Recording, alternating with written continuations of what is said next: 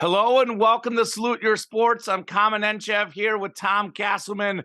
Ready for a huge show today. Bye week last week. We back, baby. Back with a lot of great stuff. We actually have the same conference finals as the bubble a few years ago, Tom. Who says the bubble's a fluke? Nuggets, Lakers out west, Heat, Celtics in the east. The bubble championship was very real for LeBron and the boys. Both of these series, in my opinion at least, Tom, should be pretty close. We'll preview who's going to win each series, who's going to win the whole thing. A lot of big guys playing good. How about this? Return of the big man. You look at Jokic, you look at Davis, you look at LeBron, all these guards here over the last few years, but the big boys playing tough out west. We have the Eastern Conference as well, the finals.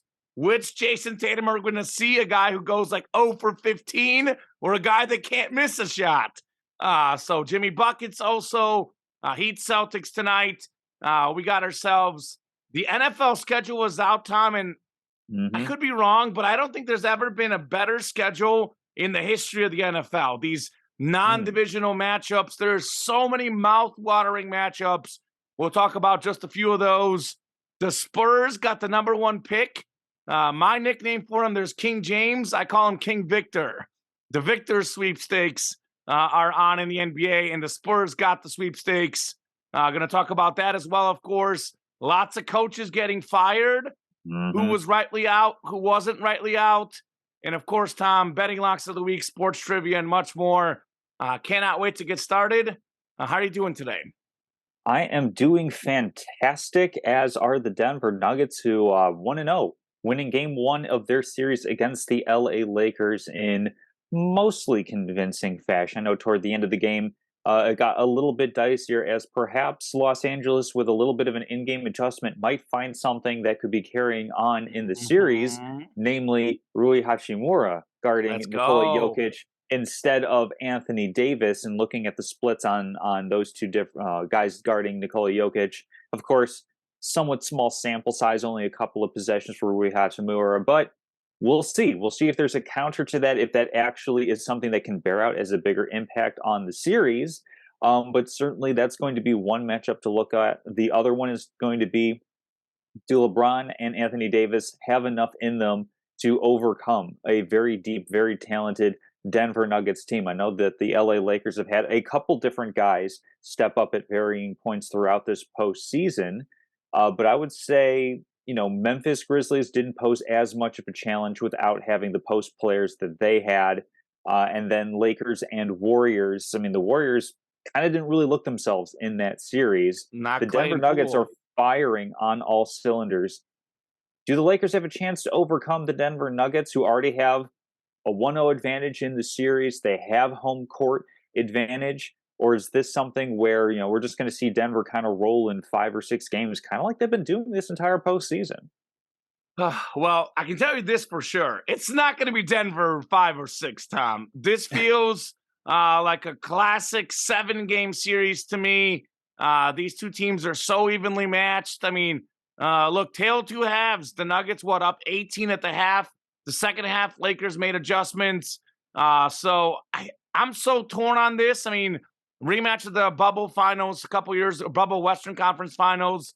Lakers won that series easily. The Nuggets are obviously much better. Lakers, as good as this team is, probably not quite as good as the conference team, the championship team from 2020. Actually, Caldwell Pope was a Laker at the time, and he was kind of that big X factor in game one for the Nuggets. That's why I don't know if he's going to shoot the ball as he did in game one. If he's going to shoot that well the whole series. But actually, I love game one. I love that all the superstars showed out. 132, 126 Nuggets. Anthony Davis, 40 points, 10 rebounds, 3 steals, 3 assists, 2 blocks. LeBron, 26 points, 12 rebounds, 9 assists. The biggest star of them all, though, was Jokic.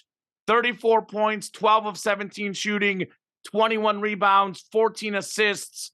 Jamal Murray, 31 points, 5 assists, and 3 steals. So the 4 best players in the series all played great. It was actually pretty much a near perfect performance from these two offenses. Both teams shot about 55% from the field. and about 46 to 47% from three. Very few turnovers on both sides. And actually, obviously, you score that many points. Defenses have to make adjustments. But honestly, Tom, there were some incredible shots. Like that Jokic shot at the end of the third quarter over Davis, hand in his face, long three. There's nothing you can do about that. You have a 7-footer shooting from that far out, hand in the face, nothing you can do. Even Jamal Murray hit some tough shots. So I think it was actually a little bit more of great offensive execution by both teams, as opposed to, look, these defenses didn't show up in game one. Obviously, game one's a classic feel-it-out type game. I do think the Lakers found something they can do. Rui Hachimura, as you mentioned, was a lot tougher on Jokic. Let's see if that's a small sample size. Is that a coincidence? Is it not? Because, honestly, Davis stopped him in 2020. Jokic was a more modest, about 21 points a game. But I think Davis is not quite as good as he was then. And the Joker has obviously won 2 MVPs, 22, 7, and 5 in that series in 2020 for the Joker. Obviously off to an incredible start. Actually, the strategy has to be make the man score, because we saw him put up a lot of points against the Suns. The games that he scored the most, the Nuggets actually lost the game.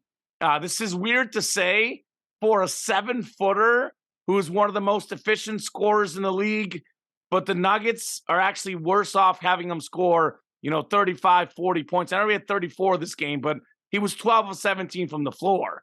Like, if he's getting off like 30 shots, that's actually a good thing for the Lakers, because when he gets these other guys involved, the crazy passes, the cuts, the threes, that's really when Denver's flowing. So I'm very torn, Tom. I think this series could go either way. I'm like 50-50, honestly. I don't know which way to go. So with that in mind, you know which way I'm going to go, because I'm not sure. I'm going to go with the heart. I'm a LeBron fan. I'm a Laker fan. So I'm going to say the Lakers somehow find a way. I'm not very confident, but I'm going to argue this as to why the Lakers will win. Game one on the road, always tough. You go into a pumped-up building, especially in the first half, very tough. LeBron, we know, likes to feel teams out in the first game of the series as well. I was encouraged about what Rui Hachimura did against Jokic. I know the Lakers aren't going to shoot that well from three, but I don't know that the Nuggets will score as efficiently all series long either, because I think that first half was a little bit of an outlier. The Lakers were a little bit shell-shocked. I mean, you saw LeBron and Ham in their press conferences. They seem pretty confident. This Lakers team has the defensive structure. They have the ability. They have 2 coaches on the floor, Ham and LeBron. I mean, LeBron, just unbelievable. Talk about, like, valuable player. LeBron instructs the whole defense and the whole offense what to do.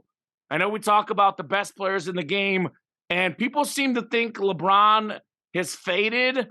I think the numbers are down maybe a little bit, although they weren't in the regular season. But his impact on the floor in some ways makes him just as valuable as he's ever been. So I don't know.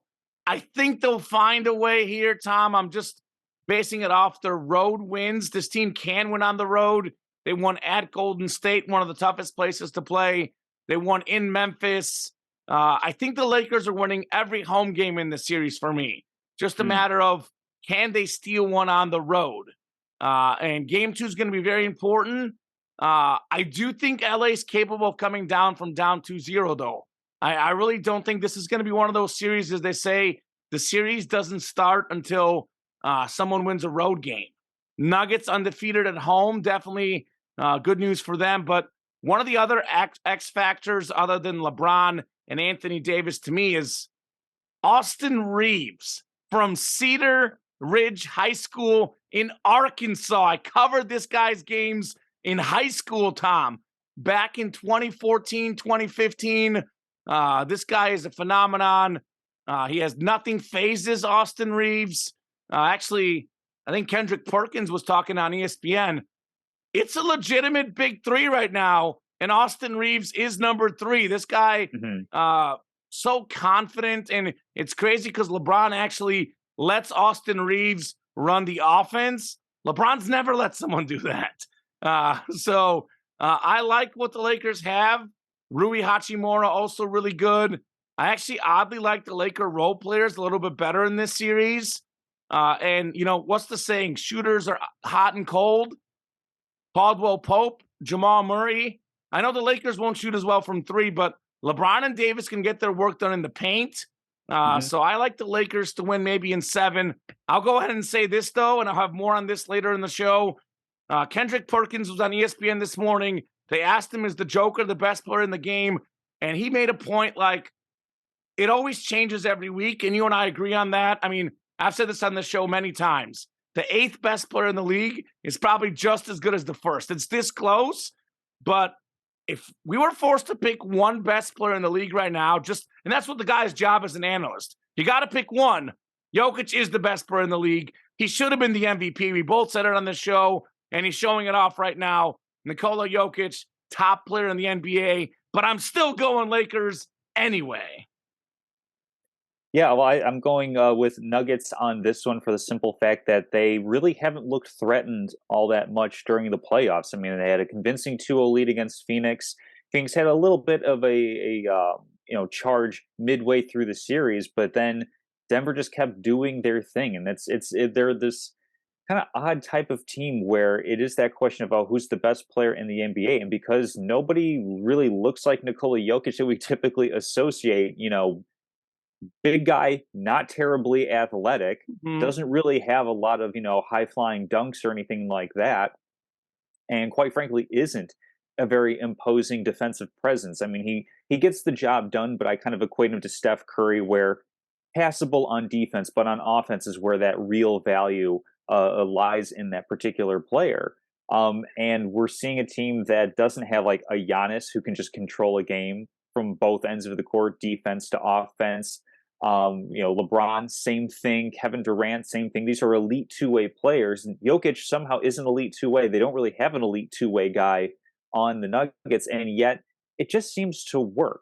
It just seems to work in a way that kind of feels like that Dirk Nowitzki Dallas Mavericks team, where you have an amazing scorer in Dirk Nowitzki, and then just enough complementary pieces around him that they're able to win a championship. And Denver feels a lot that way, where Aaron Gordon, Well, it's not like particularly Giannis a couple years special. ago. Same type of team. Uh, I actually think Jamal I would Murray's better than say Chris so. Middleton and Yeah, your boy Drew Holiday. Jamal Murray's a great player, Tom. Jamal Murray is a great player. I'm going to go with my favorite guy in the league, Drew Holiday. Say everything he contributes in a different kind of way, Murray's better. but you've got Murray back and healthy for the first time in a couple of years. I mean, it seems so long ago, that matchup between him and Donovan Mitchell, where they were just both going off for 50 points a game, it seemed like. Jamal Murray fully recovered from that knee injury and certainly rolling. The Nuggets are just really comfortable with their style of play and what they need to do. They have an exceptional home record. I'm sure part of that is they are more used to the conditioning up in Denver than most teams coming in, and that's going to be Altitude. something that is going to kind of bear out in game 2 a little bit, I think, because you only have one day of rest, and especially because I mean, he's defied age to a certain extent. But LeBron James is 38 years old, and he does carry a heavy Doesn't look load like it. offensively and defensively. He's better equipped than any other 38-year-old to handle that kind of turnaround. But that's no joke, being at that altitude and having to bounce back that quickly from game 1 to game 2. So I'm going to go Denver Nuggets. I don't know if you saw the corgi in the viral videos where Got it the guy wrong. off camera bounces it up. Well, Corgi has Denver in 6. I'm going to go Denver in 6. Well, I don't Corgi care was that the wrong Corgi got last time. Corgi got the first 5 games right, but game 6 and 7, Corgi was very much off. I was like, oh my God, is the Corgi got something? But Lakers took care of business That would game be 6. incredible. Yeah, it's gonna be a great series, Tom. It's really gonna come down to what LeBron are we gonna see? Because there's a part of me that says that there's another gear left in LeBron. I think LeBron, Mhm. he's gonna have one of these like classic 2 or 3 game runs. And I said, by the way, my stat line prediction for LeBron in game 1, I told my co-host at our work show for our sports podcast with Selling Memorabilia, I told him 25, 10, and 10 game 1. He had 26, 12, and 9. Mhm. Like LeBron feels the opponent out game one, and they actually won the first 2 game 1s. But like you said, different team in Denver. I Mhm. think we're going to see like a 35-20 rebound game, maybe like 10 assists, maybe a 40-point game from LeBron. And I think he's going to pick the right time. He's so good at these closeout games. If the Lakers are within like 3-2 in this series, LeBron in game 6 and 7, Denver's going to have some issues with King James. That's my feeling on this one. I think we'll Mhm. see LeBron show why he is arguably the best player of all time. Here's your transition there, Tom. Yeah, transition into this old hat topic of I know you hate this, but I got to put it in there. well, and I'm going to answer it my own kind of way. If Of course LeBron you were to will. win a fifth ring, does it do anything to change your mind on the greatest of all time debate? And I'll just go ahead and jump off by saying no, insofar as my frame of reference on greatest of all time is yes, LeBron is one of the greatest of all time. I'm not going to get into the habit of ranking them one versus the other simply because eras are so different. And Sure. also, I kind of like I'm more of a quote big Hall of Fame type of guy where I'm all for growing the tent, adding more chairs to the table, making the circle bigger. And I kind of feel like the goat debate unfortunately kind of ends up with a little bit of blowing out other candles to make a different one shine brighter, if that metaphor kind of makes sense. I like it. So Metaphor I have Casselman. I have no problem if you want to say, you prefer Michael Jordan, LeBron James, Kareem Abdul-Jabbar, Don't forget Bill Wilt. Russell, Wilt Chamberlain, Don't do it. whoever you want to like say is, hey, this is my greatest of all time. Like there are all so many amazing players who have played this game at different points in time, before 3-point line, after 3-point line, pre and post different defensive rule changes. You can look at Steph Curry and you could say, yeah, he's not necessarily a great defensive player. He's not this above the rim, great rebounder or whatever, but he changed the game in a lot of ways with his 3-point shooting. So for me, LeBron's legacy is, one of the greatest of all time, is completely cemented. If you want to say greatest of his generation, greatest of his era, I have no qualms with that whatsoever, because he has done so much and he has played in kind of a couple of different mini eras within this century. So for me, whether or not he wins a fifth ring doesn't really change his legacy in the game, in the pantheon of the all time greats. But for me, if as far as like Mount Rushmores or top fives or top tens, I'm not a huge fan of being that exclusive of everybody who falls out, because like you said, with guys in the game today, the difference between 1 and 8 really slim. I'm kind of a similar mind for the greatest players of all time in the NBA's history, where the difference between them is so small, so minimal. Like, what's really the difference between Magic Johnson and Larry Bird? They're almost always put right next to each other whenever you see these ESPN or other top 10 whatevers. I'm completely fine with saying these guys are just all in the upper echelon tier of the greatest of the greatest of the greatest. First off, Tom, I 100% agree with everything you said. With that said, that's a Uh cop out answer. huh. Nowhere did I hear you say who the best is. Answer the question. there, Answer I the don't. question, There Tom. is no best. I'm All not going right. to put one over the other. So I'm going to go ahead and put one over the other. Go for it. For me, Will Chamberlain always gets put too low on these lists. The guy that I have is number 3 on my all time list. I agree with you. Comparing eras is tough. I also agree with you. Like Michael Jordan is sort of a mythical figure. LeBron's kind of the new mythical figure. And I agree with you. MJ and LeBron are not that much higher than some of these other guys, Mhm. but it's fun. We got to pick one. And that's what we're here to do, Tom. I'm not going to cop out like you, Mr. Mount Rushmore. Let's add 8 Mount Rushmore names, 9, 10. Why not 20, Tom? I'm going to Yeah, keep why it to, not? I'm going to keep it to 2. So if LeBron wins a 5th ring, it absolutely does change the GOAT debate for me, because look, again, comparing eras is tough. I've said this multiple times. It really depends on what your team needs. If you have a team that is got a lot of good players, and by the way, we've said this a lot on the air, LeBron James, arguably the most underrated scorer of all time. He's an amazing scorer. Does not get talked about enough how much he can dominate scoring the ball. Michael Jordan, people don't realize how great he was at assisting the ball. So put this with a grain of salt. Jordan and LeBron both can do everything, but I think it is mostly true that if you have a team of a lot of good players, a lot of good shooters, you'd rather have LeBron because he'll set everyone up. If you have a team that you're starting from scratch, you need someone who's going to dominate the game, who'll drop 30, 35 points for you, then you need Jordan. So depends on what team you want, depends on what era the game's played in. But I'm not going to cop out here, Tom. No cop outs here. So who is better in their prime? That is very, very close for me. I might even lean prime MJ, but it's that close that there has to be some longevity points awarded. This guy's been doing it for 20 years, LeBron James. You look at the cumulative stats right now, LeBron is currently number one all time in career points in the postseason, career points in the regular season, currently fourth all time in career assists in the regular season, and second in postseason assists. So MJ's 6-0 in the finals. That'll never change. But if LeBron can get 6 rings, for me, the discussion is over. So he gets to 5. That's one step closer to 6. And even if he's at 5, that whole Jordan rings argument doesn't hold as much weight to me personally, Tom. So I think it does matter. It does matter in my eyes. It also matters in a lot of people's eyes because 2 ring difference is pretty big for a lot of folks.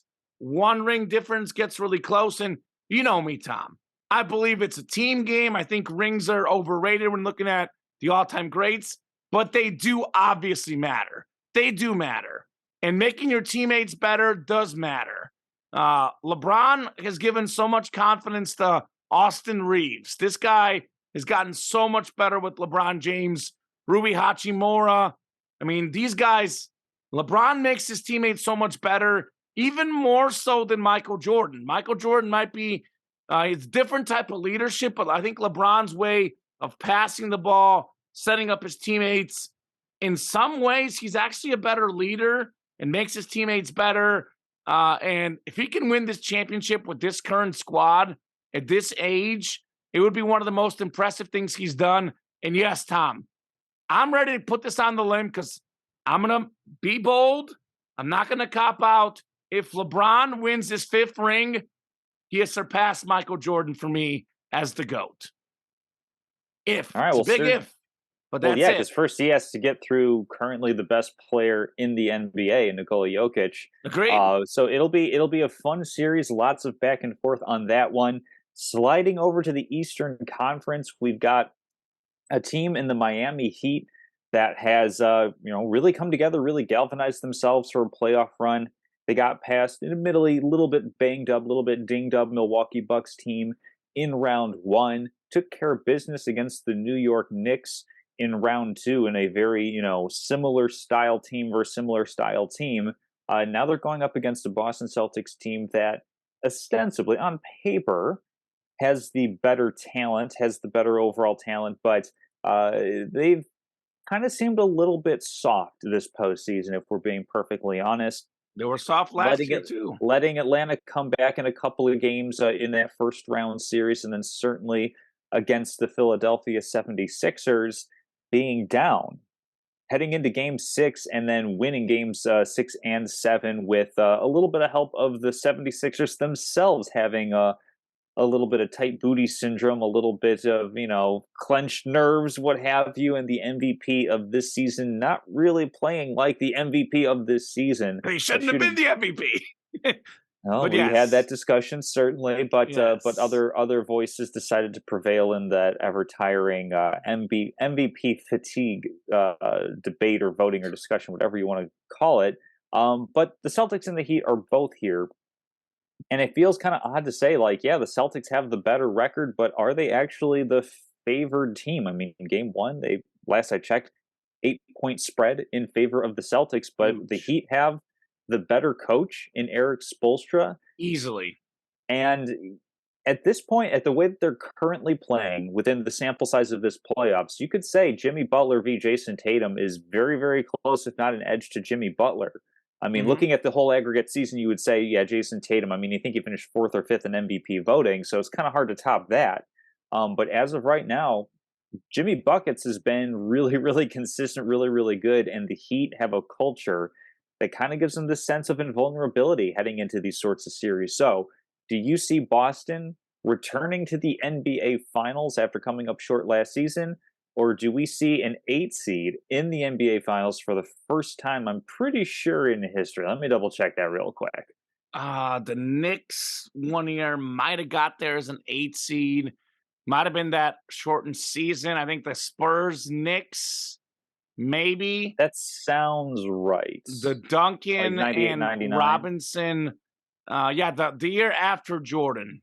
Okay, so yeah, it was the 1999 playoffs. The Knicks made it to the finals after a lockout shortened 50-game And they were season, an but 8 the seed, Spurs weren't they? won. Yep. Yeah, yeah. The Admiral and Duncan. That was Duncan's first championship. So, Hmm. but yeah, I mean, it's tough. I'll be honest with you, Tom. It's tough. Both of these series are tough. I'm hoping both go to 7. I think both will go to at least 6.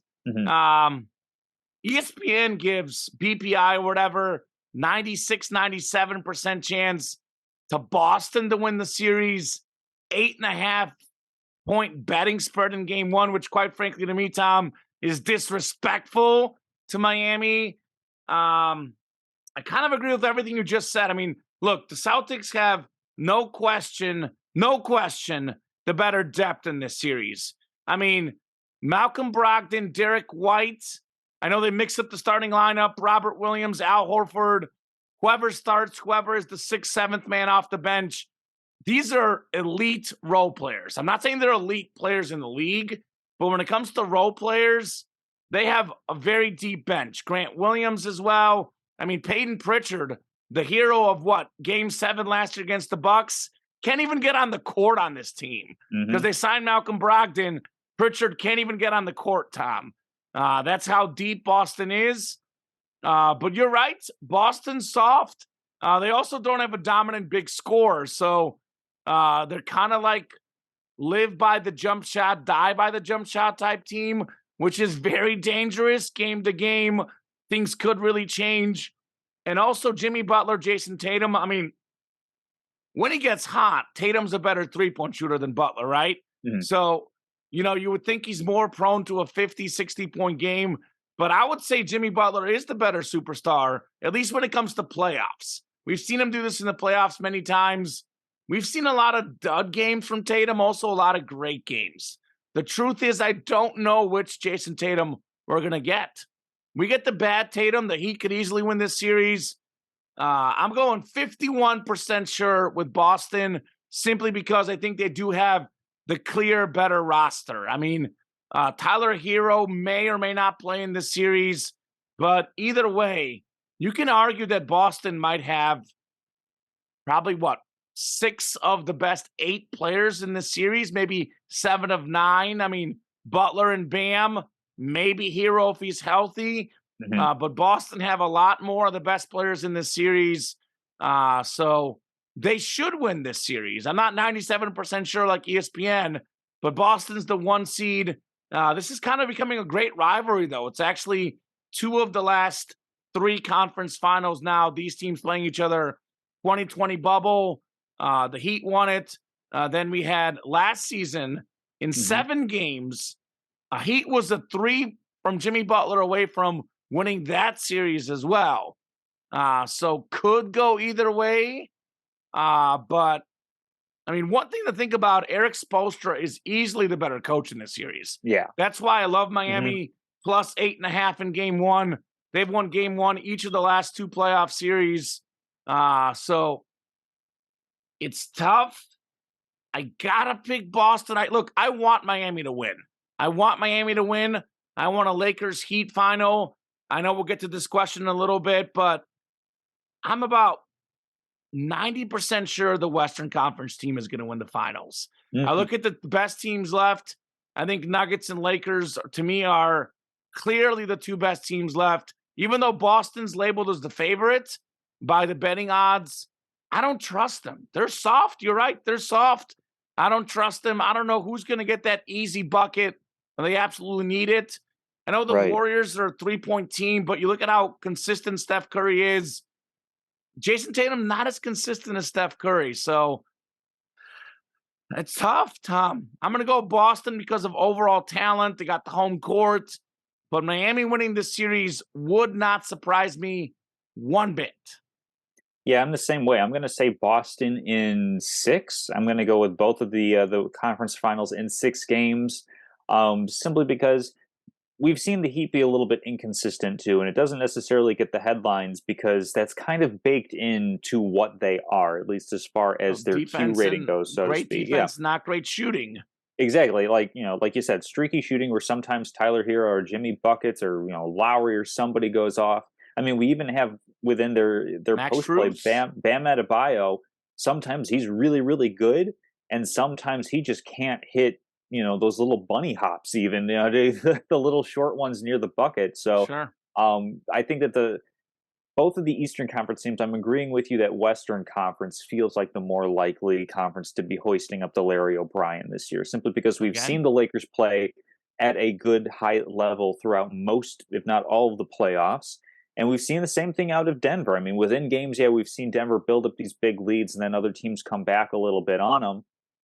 That might be a little bit of do teams just have like a flurry toward the end and it's kind of a regression to the mean or what have you. But Denver's felt in control of all of the series that they've played in. mhm. The Lakers have felt, I'd say they felt in Same. control against Yeah. Memphis, and then again the same thing against Golden State. They won in Surprisingly enough, 6. I thought that was going to be a much more contested series, and it ended up being just Steph Curry and who else is able to step up and help him, which I thought was an interesting kind of thread to follow throughout that series. So both of those teams have looked very in control, whereas like we said, both the Heat and the Celtics have gone on and had really, really dominant wins, and also some really head scratching losses as well, big blowout losses as well, which just kind of seems to be a little bit of a story in the NBA playoffs so far. I mean, we've seen it happen in all the series where these teams, these games that go multiple, back and forth, or one blowout then another blowout back and forth.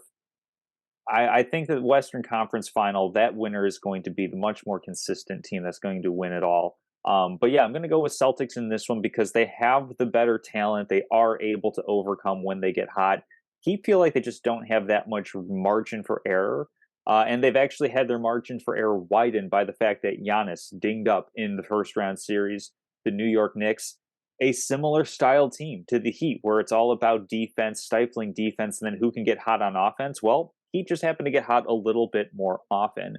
The Celtics are a much, much better offensive team than the past a couple of opponents the Heat have faced, which is why I think they're ultimately going to take down the finals here. Yeah, real quick. I mean, I think for the Heat to win, Jimmy Butler has to be at his 100% best.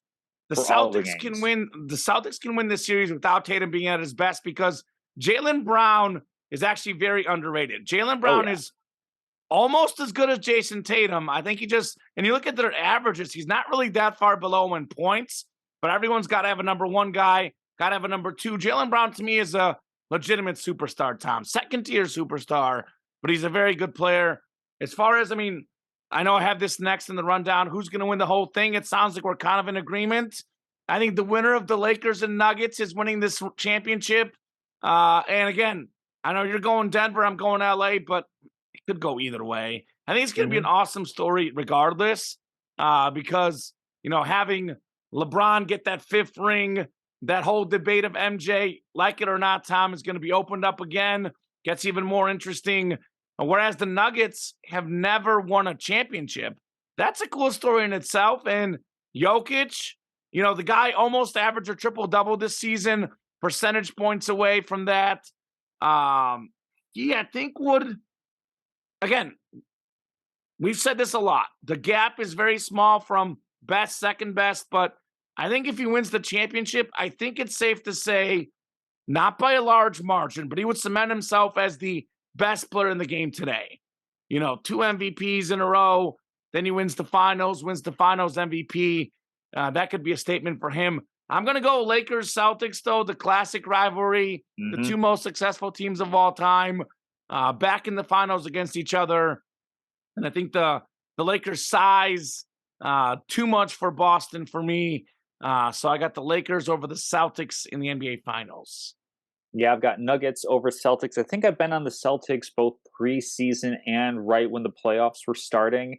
But I mean, all along, I've been really hoping for the Nuggets to be the team that win it because they're a team I've kind of been Didn't you have Nuggets going. Celtics in our Yeah, pre-regular season yeah, but I preview? think I had the Celtics over the Nuggets, and now I think I'm flipping that. I know I flipped it. Oh, I think I kept it consistent when we then started the playoffs as well. But I okay. mean, they're playing a lot better, and I think that they're a pretty good matchup against the Celtics because, like you said, Celtics don't really have super strong big play. I mean, Robert Williams and Al Horford do a pretty good job, but it kind of matches up nicely where the Celtics can throw their wings at Jalen Tate or at Jason Tatum and Jalen Brown, and then Jokic doesn't necessarily have to take off defensive plays, but because Horford and Robert Williams aren't really focal points of the Celtics offense, that allows him to keep his legs a little bit and be more effective on the opposite end of the court. And So same goes for Davis and LeBron if mhm, that's the matchup. exactly. The size, Exactly, and that's gonna the be big guy significant. advantage. So, Yeah. I'm going to go with, Nuggets. I think I'm officially flipping, on that one, but of course, I'm sticking with my preseason, conference picks, Yeah, good job, and Tom. Classic LeBron in the finals. yeah. LeBron will dominate in the finals. Alright, moving, really quickly to the NBA draft as the lottery balls, pinged and ponged last night, and the San Antonio Spurs, I mean, they're really due to have the opportunity to draft a generational big man talent with the number one overall pick. Uh, of Not course, fair. of course, being tongue in cheek, the Spurs have picked first overall twice in their And NBA hit. history. David Robinson, the Admiral, with the first one. Tim Duncan out of Wake Forest with the second one. I'd say, yeah, pretty successful Both job top there. 20 players of all time.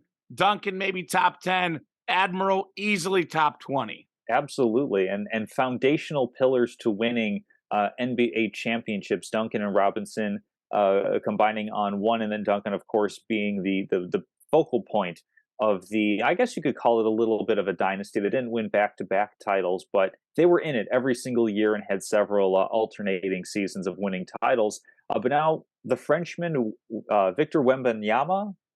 I think that's right. Okay, Wembanyama. I've been practicing. Wembanyama. Wembanyama. I think that's he right, Tom.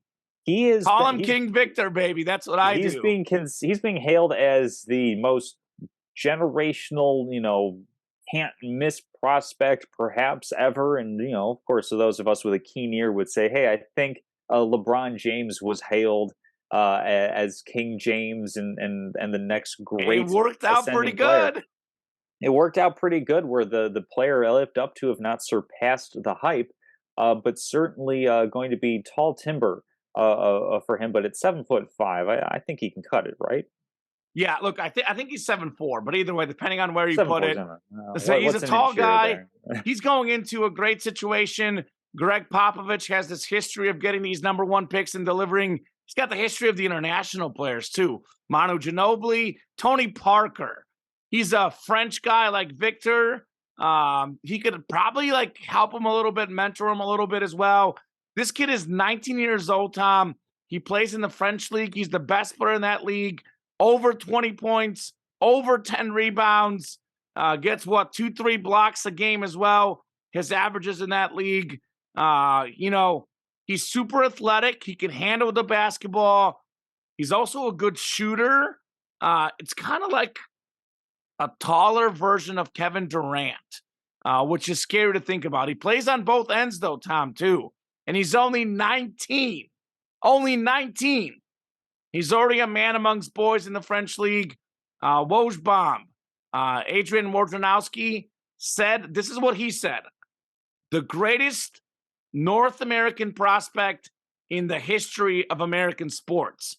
Bigger talent, bigger prospect than LeBron is what he said. Better than any hockey, better than any baseball, NFL. The best prospect ever. That's a lot. And even if he's close to, being, even if he's close to being what they're saying he's going to be, It's an awesome move for the Spurs. He's going into a winning organization, which hasn't won in the last few years, but they get him as that centerpiece. I mean, a lot of folks seem to think that he's going to be a top 5 player in this league in the next 2 to 3 years, Tom. That's scary. So good for the Spurs. Exciting stuff. Cannot wait to watch this guy play in the league. It's that the league is just dying of young talent. There's so many good basketball players. So many good basketball players. I know we get in this whole generational talk. Eras are hard to compare, but anybody that says that, LeBron has it easy in his career, in my opinion, Tom, this is the best brand of basketball players we've ever seen in the history of basketball. And to be honest with you, I look at all the leagues, there's probably more collective talent in the NBA than any league ever, honestly, right now. It's crazy. And by the way, those blowouts you're talking about, it's because of all the great three-point shooting, make or miss league, 5-6-3 difference accounts for a blowout. So cannot wait to see Victor play. It's going to be awesome. Yeah, well, certainly some guys who are going to be watching Victor play are some of the coaches that have been fired, as we've seen a number of dismissals. I mean, Doc Rivers, Exodus. After Game 7, out. Mike Budenholzer from Milwaukee, first-round exit.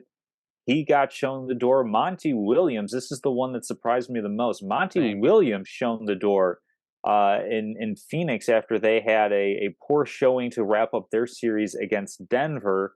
So, and we had Nurse as well. League. I didn't even put that in the rundown. And Nick Nurse, yes, thank you. Nick Nurse out of Toronto. So we've got Rivers, Budenholzer, Nurse, all NBA champion coaches. Monty Williams doesn't have a title, but certainly is considered one of the top coaches in the game. I think the winningest coach since 2019, I want to say, something like that, over the past couple of seasons. So are these premature moves by any of these franchises, any of these front offices? Do you think any of these were the right move for taking these teams that are already, for the most part, operating at a high level? Can a coach get them to that next gear? A different coach, I should say. Well, maybe, because these guys will get hired in these other jobs. There's plenty of guys with good resumes as well. Frank Vogel, by the way, I know is a rumored guy for some of those teams. Another former NBA champion. There's some stat right now that I don't remember exactly what it is, but basically Eric Spoelstra and Steve Kerr are like the only two guys to win a ring in the last something like 10 or 15 years that have not been fired in the last few years, which is just crazy. It's tough. I lean towards, in general, that too many of these guys get fired too soon. I lean that a coach doesn't magically become a great coach than a bad coach. I look at a lot of these guys in situations. I mean, I think Monty Williams had an injured Chris Paul. DeAndre Ayton's not really functioning. I mean, how much of that is his fault? I don't know. But I mean, Jokic said it in the huddle. They have two players. It's hard to win with two players. I know they're two great players, but that was tough. In some ways, the Sixers, I would say they have three players, because I think Tyrese Maxey is very good as well, but they don't have a lot of depth either. So Budenholzer just won a ring a couple years ago. I mean, his in-game adjustments are not great. I will say that. But again, he's a championship coach. Nick Nurse, I could argue that he lucked into a championship. The Warriors get hurt, but still a very good coach. Him I can more buy. Toronto didn't make the playoffs. I can more buy that one. The Doc one I can kind of buy because he is 17 and 33 in closeout games. The team did make the second round 3 years in a row, but with an MVP level player like Embiid, a former MVP in Harden, felt like they got to make the conference finals or he's out. Again, it's not a no-brainer decision, but I can kind of understand that one a little bit and kind of understand the Nurse. The one that did surprise me the most is Monty Williams. Seems to be a very good leader. NBA Coach of the Year, I think, was it last year, the year before? They had the best record in the league one of those seasons. They made the finals. But again, kind of like the same as Doc Rivers. He fell in that situation of losing those big games. Like it was game 7 last year, puzzling loss to Dallas. Game 6 this year, get blown out against Denver. So I can kind of see reasons for all of these, but I don't think any of them are no-brainer decisions. Probably the one that I didn't agree with is Monty Williams, as you were saying, Tom. All these guys will get head coaching jobs. They're all good coaches, but Phoenix, Philadelphia in particular, Milwaukee, they're kind of like, those are some of the, 3 of the top 5 or 6 teams. And in their eyes, they want to win a championship. Do they have a top 5 coach? No, I don't think Doc's a top 5 coach. I don't think Budenholzer's a top 5 coach. Monty might be, but he hasn't won a championship. So it gets really hard because this is for me that this is where it gets difficult. Can you get someone better? I don't know. A lot of it is fit. A lot of it is fit. Does seem like behind closed doors, Rivers and Harden didn't have the best relationship. I don't know. I'm a little torn on all this. I would say the Monty Williams one is the one that I really didn't like as far as those moves go. Yeah, if Monty Williams ends up being the head coach in Milwaukee, book him as the NBA champions for me next year. Ooh. Because I think he is that good of a coach. And if you put him on a team that has really consistent chemistry and really consistent star play, I mean, what have been some of the things that have undone the Phoenix Suns in the past couple of seasons? Chris Paul, hamstring issues, I believe that was a couple years back. You have Giannis going absolutely ballistic against the Phoenix Suns in the NBA Finals. So it took, like, obviously the NBA Finals bring out some of the best player performances we ever seen, but even within that very, very thin band, one of the all-time great series performances, Giannis. Absolutely. So to come up short against that, and then this year, like you said, a couple of players, because Chris Paul not healthy, DeAndre Ayton just not engaged, which has been something that's kind of been dogging him throughout all of his career, as far as his willingness to be an all-around basketball player. And then you want to talk about trading away the strength of this Phoenix Suns team, which was its depth, which was, all the talent that it had, kind of similar to the Denver Nuggets, where, yeah, you've got your 2 pillars in Jokic and Murray, and then you've got great depth and role players all around that know exactly how they fit. You have that in Phoenix. And you traded to get Kevin Durant, who then got injured a little bit. I mean, Monty Williams had all of 8 games in the regular season to try to cobble together a starting lineup that's fully healthy and try to develop some bench depth after you trade away half of that. I think he got short shrift toward the end of the season. So agree.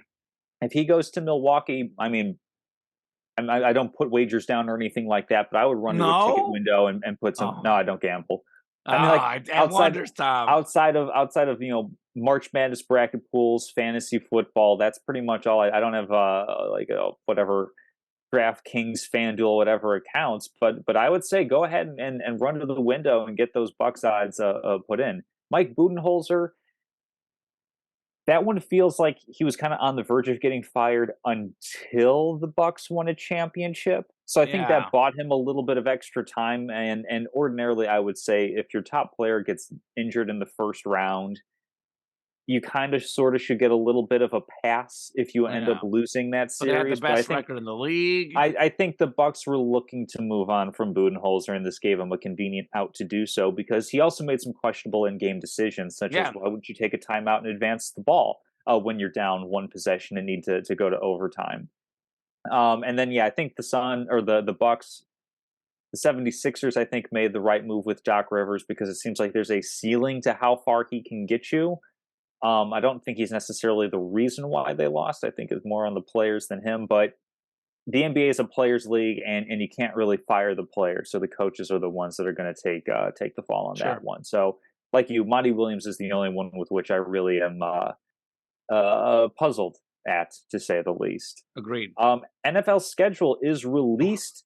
Kamen, what are some of the top games that you are looking forward to? I know for me, and this is going to tie in a little bit later in the show, we actually have a decent slate of international fare, which is always nice. I mean, I imagine this is how soccer fans feel all the time. I have in a couple of weeks where we're going to have, at least Central Time, 8:30 starts. So it's a wake up on Sunday and enjoy a a nice cup of coffee, a well-made breakfast, and enjoy some American football. Some of us have a hard time waking up that early, Tom. I'll tell you that much. All right. So I don't know if I can ever remember having this many great NFL games. Part of it, works out with some of the conference division matchups worked out well, but a lot of it is the non-divisional showdowns. Like they put the Chiefs and Bengals again. That's perfect. They put the Chiefs and Eagles. That's perfect. I know Chiefs and Bills happen to play each other. I'll run through some of these games. My number one game that I'm most looking forward to is Bengals at Chiefs week 17. Back-to-back AFC title games. In my opinion, arguably the two best teams in the league. We have last four games all close between these. It's become the best rivalry in football.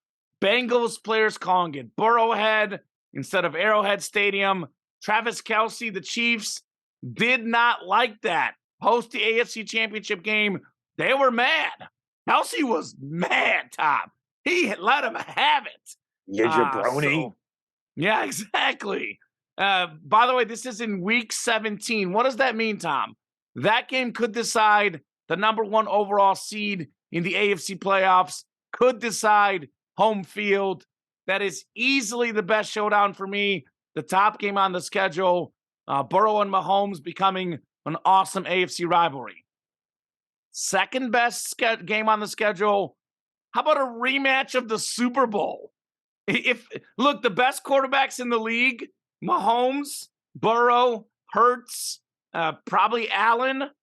We have a rematch of the Super Bowl, week 11, 38-35, Chiefs win. One of the best Super Bowls ever, the most watched Super Bowl. The top two MVP candidates from last season, Mahomes and Hurts. Again, same storylines as the Super Bowl. Andy Reid against his former team, the Kelce brothers against each other. I mean, that is just mouth-watering. Kansas City and Philadelphia. How about a rematch of the NFC Championship game? Week 13, Niners-Eagles. Again, this could decide seeding. And this time, hopefully, knock on wood, the 49ers actually have a quarterback who could play. How much did that make a difference in that game? We'll find out. We got Bills-Bengals week 9. The Damar Hamlin tragedy. Bengals knocked out the Bills in the playoffs. Two of the best QBs in the game, Burrow and Allen. That's a monster showdown. A lot of the Chief games, period. The Chiefs play a tough schedule this year. Chiefs at Bills, Mahomes, Allen again. We got Chiefs and Jets, Mahomes versus Rodgers. We have Dolphins, Chiefs in Germany, Tyreek Hill against Kansas City. And a lot of these Rodgers games will be fun in the AFC East. Rodgers versus Allen. How about Rodgers versus Bill Belichick? I know we have a game between CJ Stroud and Bryce Young at some point this season. Eagles Cowboys will be a lot of fun. Just playing each other twice in the division. Bears Packers, week 1, week 18. First time Bears against the Packers in forever without Aaron Rodgers. This is the best NFL schedule I have ever seen in my 32 years of lifetime. I am pumped. I cannot wait to watch these games. Can we fast forward the calendar already and kick off with some football, baby? Well, you know how much I hate being a wet blanket on things, but as entertaining as I think the games are going to be on the NFL schedule, if you're interested in the sort of thing of kind of fairness and balance and player health and safety, take a look at Warren Sharp on Twitter, where he had an extensive thread talking about how unbalanced these games are in terms of the amount of rest that teams are getting, and that's factoring in bye weeks, short bye weeks, how often teams like the Raiders, I think, have 5 games this year where they're playing somebody coming off of Monday Night Football, so a slightly shorter week, which means with a little bit more rest, that gives, say, the Raiders an advantage throughout the season. I think the San Francisco 49ers have the worst delta as far as having to face teams when they're coming off short and they're facing teams that have more rest, more time on bye weeks. So I think the fair is all really, really entertaining, though, to be sure. I mean, I'm not sure because you went through a ton of games. If you mentioned Bills and Bengals in week 9, I mean, of course, that's going to be a huge game, considering the Damar Hamlin storyline and him coming back and being cleared for football activity. There's a lot of really, really good stuff, and I'm gonna hold a little bit back on this for statement of the week because I think there's some parallels that we potentially should be seeing between the NFL and another league that maybe could engender some greater talent down the line. But yeah, there is a ton of good stuff. I think there are very few weeks where there aren't any games that are really, really worth watching. So tons of fun stuff to see. I think that another thing is that the rookie quarterbacks this year, I think that the Colts, Texans, and Panthers all have relatively soft schedules based on last season's records. So I think that's going to kind of allow Division for winner Panthers. a little bit more, yeah, a little easier for these guys to kind of get integrated into the league because it is a QB driven league. And we've seen what's happened over the course of the past couple of seasons where you kind of start to have guys get injured toward the end. And also, we're seeing a little bit of a graduation as guys, Matt Ryan, Aaron Rodgers, who are either at or near the end. NFL seems like they're trying to goose up these little guys, juice them up a little bit so that they're coming in, hitting the ground running a little bit more. Although, of course, there's still going to be an adjustment on that front. So, yeah, we're going to see how things are going to go. Of course, much later on, we are going to get to picking our divisions for the NFL, and of course, schedule's going to play a role in that. But with that release, we had to at least touch on it as not necessarily breaking news, but relatively recent news. Mm-hmm. That concludes the conversation for most of our topics. Now we get into our staple segments: locks of the week, trivia, and statement. Kamen, how's the recap looking? Well, Tom, it's been an amazing betting month. The streak continues. I'm on fire. Unless I pick on the show, because whatever I pick on the show is always wrong. I probably went roughly, I'm going to guess, about 75% picks right in the last 2 weeks since the show. But 0-3 here. I told you it was going to happen. Sixers +8 against the Celtics all the way back in game 2. Been a couple weeks since we did a show, bye week last week. Celtics blew them out big time. I had Harden over 21.5 points. He had over 40 twice in this series, but I picked one that he had 12, of course, for this segment. Then I had Man City, West Ham over 3.5 goals, 3-0 Man City. So I was a goal short. So a little 0 for a week for me. Thankfully, we had you to carry the show. Tom, you had the Lakers, Warriors, game 2 under 227.5 points. It finished 127-100. Got him by half point, Tom. What's that saying? Bad beat? How about a good win for Mr. Casselman? I'll take it. You had Nuggets +3.5 at the Suns. I actually didn't write down what game this was, but it was either like 3 or 4. One of those games. It was game 3, and the Nuggets did not cover. Yeah, Suns won 121-114. This one you got easily, Tom. Devin Booker over 30.5 points. He had 47. 47. What do you have for us this week, Mr. Casselman? All right. Well, for this week, I believe it's the PGA Championship. So I am going to go with a couple of golf bets. Tony Finau, I'm going to have him finishing in the top 20 at -105. So the slightest of juice on that one. And then I'm going to go with a little bit of perhaps an upset. I'm going to go with Jason Day to finish higher than Justin Thomas.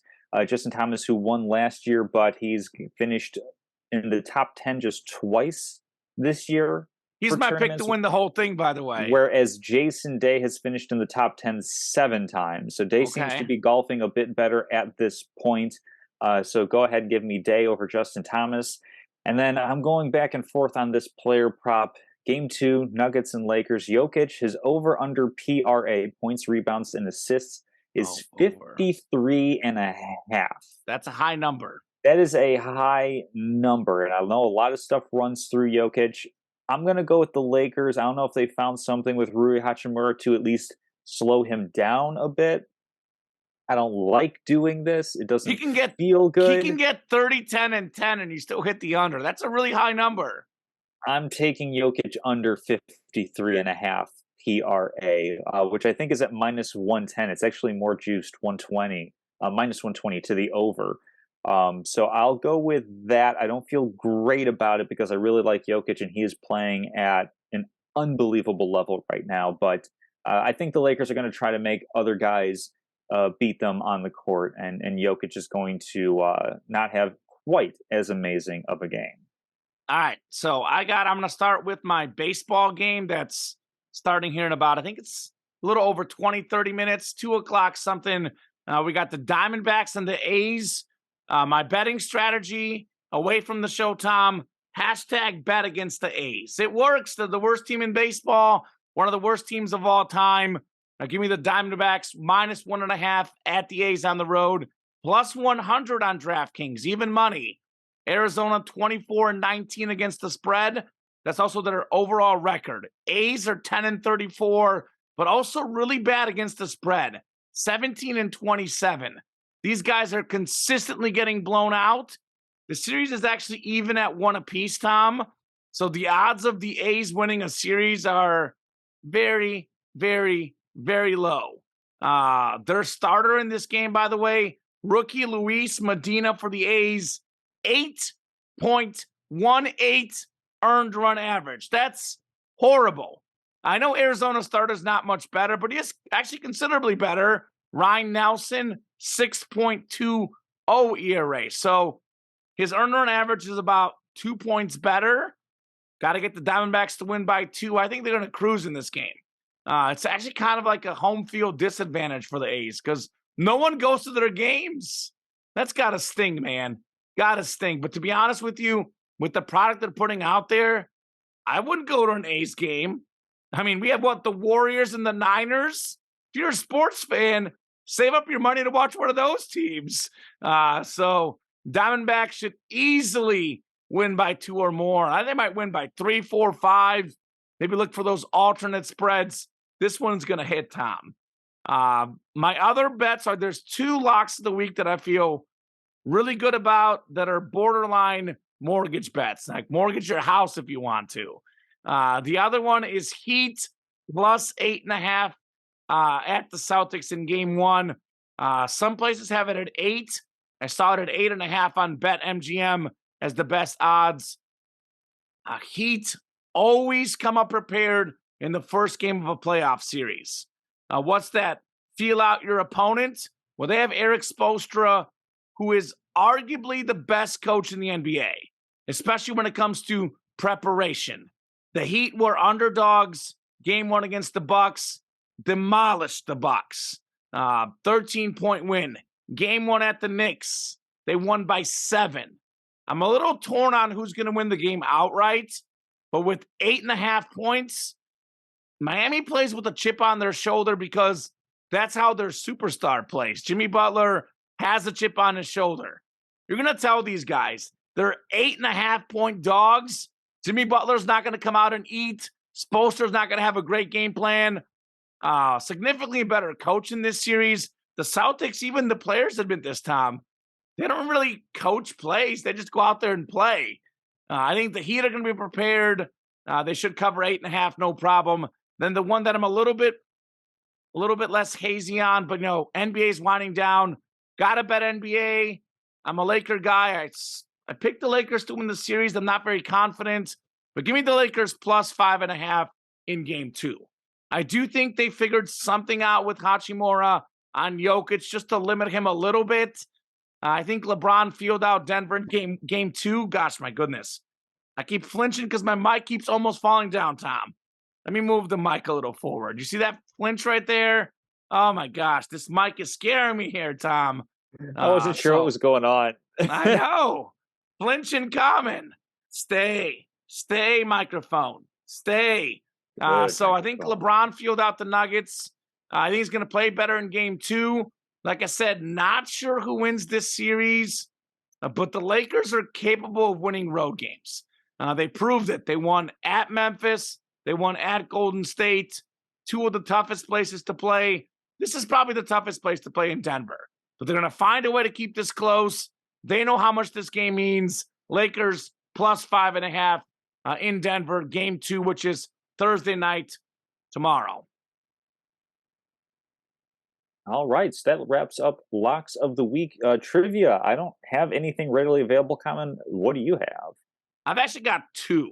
So would you Oh, rather? They're nice. both somewhat. You know what? Actually, I'm going to give you the NBA one. Sure, I'm going to save the baseball for next week. That way, I'm already ahead of the game for next week. How does that sound? that sounds great. All right. So, history of the NBA playoffs: 30 points, 20 rebound, 10 assist games.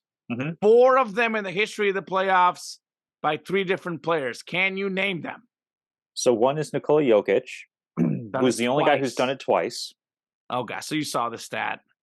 Well, I saw that one. I have to think about the other players now Okay. because I feel like this is I already something. know one you're gonna guess. Well, my first one's Wilt Chamberlain. Okay, you got that one right. Nice, because yeah, he did everything. All right, so that leaves a third player at 30, 20, and 10. Is it Russell Westbrook? No. Do you really think I would put a trivia question that makes Russell Westbrook look good, Tom? Come on, Tom. It's Um, not Russell Westbrook. is it Pronounce it LeBron properly. James? That's the one I knew you were gonna guess, not LeBron. Okay, I kind of Although you figured. might Okay, do it later this series, Tom. possibly. Let's see who else. I don't think Jason Kidd ever really scored at that level because I know like he Well, I was don't a think he triple double well, he machine. didn't rebound at that level either. 20 rebounds for a Um, small guard? That's tough. I mean he was Russell Westbrook as far as like the guard triple double prior to Russell Oh, I Westbrook. Like he know, was but really good at that. he was at like the 11, 12 rebounds, though. I don't think he's Um, ever had a, oh, maybe. I'll look it up. He's ever had a 20 rebound game. maybe Kevin Garnett. He was a really well rounded guy. Not KG, Hmm. one of the best players in NBA history. Magic? Not Magic. You're getting warm, though. Getting warm. Okay, so I'm gonna go by era then. Would it be? It wouldn't be Bird, would it? Not Bird. A little bit colder. Hmm.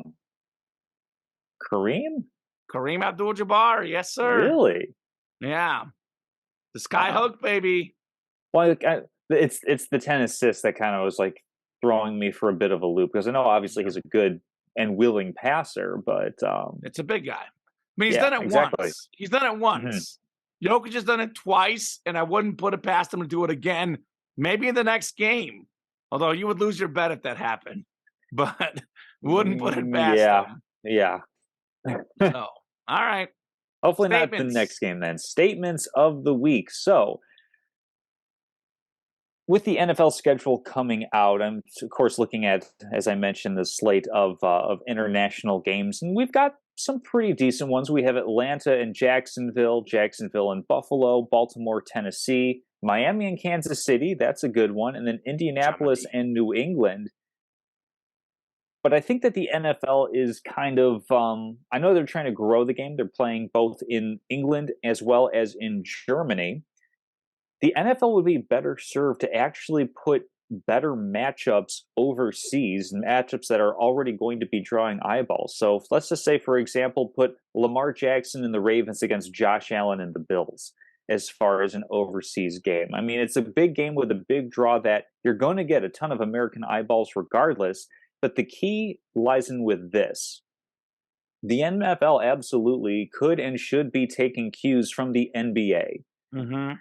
in the sense that look at what the NBA did in the 1990s with the Dream Team, with Michael Jordan and the global sensation that he was, and look at what we've seen now in the past couple of seasons in the NBA. We've seen Giannis, Joel Embiid, Nikola Jokic, all foreign-born basketball players winning MVP, the best player in our league. You have to go back, I think, 5 years to James Harden, the last North American player to win MVP. Who are we all celebrating as going to be the number one overall pick in the NBA draft? Victor. Victor Wembanyama from France. We are seeing the seeds now flowering into trees and other foliage across the globe with the impact that the NBA has had. I mean, we had Yao Ming as a big name guy coming over from China and being the number one overall pick. The NFL would be really well served to try to grow their talent pool in other parts of the world because football, for whatever reason, at least American style football, doesn't really seem to grab on in other places. And I think it very well could be the fact that the types of games that the NFL has put abroad have historically not been very good games, not very good teams. And I'm sure, they fill stadiums based on the novelty of it, but you want kids in Germany and England and France and in other parts of the world, in Africa, looking at Lamar Jackson, looking at Josh Allen, looking at Patrick Mahomes. That's the Dolphins Chiefs is one game that I think they absolutely got right putting that overseas.